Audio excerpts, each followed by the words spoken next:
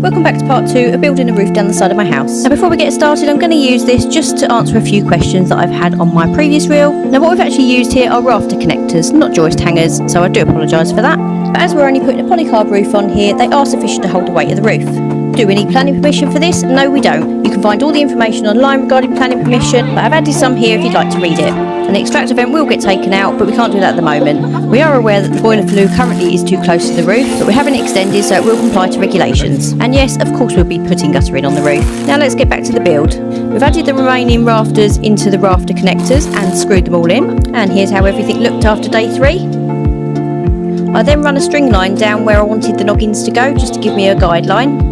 I then cut each of the noggins down to the same size for each of the gaps that I was filling between the rafters. This then ensures the rafters stay as parallel as possible. Some areas were a little bit tricky to work in than others. I found myself in some slightly awkward positions and quite often found some muscles that I didn't realise that I had.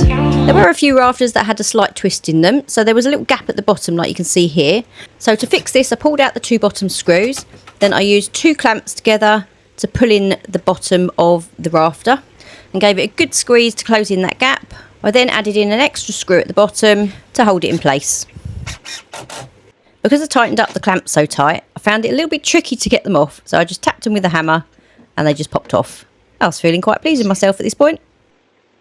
I then went ahead and did exactly the same at the back. So I'm now at the end of day 4, could be 5, but this is the end result. All the noggins are in, everything's ready. Just waiting for the polycarb. Thanks for watching.